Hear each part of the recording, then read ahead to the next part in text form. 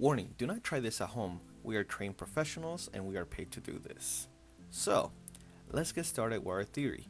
This is Admiral Black, and he's going to be one of the people we use for this example. Say hi to Admiral Black.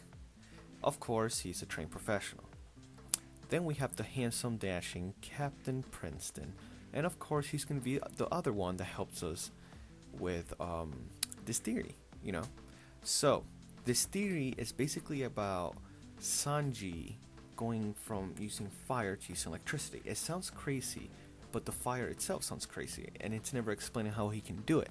All we know is that what if Sanji uses fire and he absorbs it, kind of like a solar panel, and turns it into electricity, because solar panels turn heat into electricity, correct? And here to explain more about it, we have Boris Anime with anime physics. So enjoy this short little video. My name's Boris, and welcome to Physics of Anime 101. In this segment, we'll be talking about the possibilities of Sanji using the heat from his Diablo Jamba form to possibly create an electric current throughout his body and really pack a punch to his opponents. So, to really understand if that's even possible, we got to understand, first of all, that the heat is a light source, and light sources emit energies in the form of photons. And these photons can come into contact with cells and do some pretty cool stuff. So I want to talk today about a solar cell.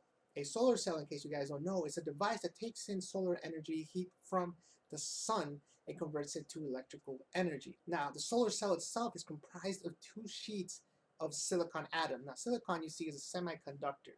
And one sheet is made out of positively charged silicon mixture, and the other one is negatively charged. So that means that when you have them right next to each other, that creates an electric field. You get a positive and negative, and that's going to be really important in a bit.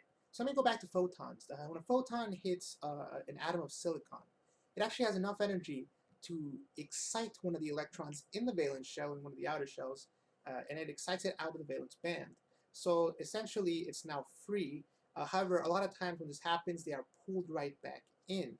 However, if you remember that electric field I was talking about, that's going to accelerate the electron, which is going to allow it to escape the atom and free flow out of there. So now that newly free electron is going to move around, and it's going to make its way to the positive end, which actually used to be the negative end when it first started. And this is because opposites attract. And do this enough times, do this millions of times, millions of photons, and essentially, or eventually, sorry, you will get a disparity between the two. Is called voltage or a potential. And this is gonna be what allows the electric current to exist. The only thing that you're required to do is connect the two ends via a wire or something, and you complete the circuit. So there you go. That's cells. That's solar cells. Now, what does it have to do with Sanji? Well, one possible way that he can take advantage of that heat would be possibly maybe to automate hockey. We still don't know much about it, but really all it would have to have is be made out of semiconductor material, and if it has positive and negative mixed in there somewhere and in proper orientation, we could maybe see something like this, and then we just have to connect the circuit via your hands or something, and you would have the positives go from one end to the other, and the negatives, whichever one you want to choose, and it'd be very interesting. So we just have to wait and see, I guess. But imagine Sanji with electricity running through his body. That would be pretty cool. So thanks a lot for watching, guys, and I'll pass it over to Princeton. We all seen Sanji attack everybody, some people with fire, and when he hits them, he normally burns the part in which he touched them at. Same old, So here's a crazy thing.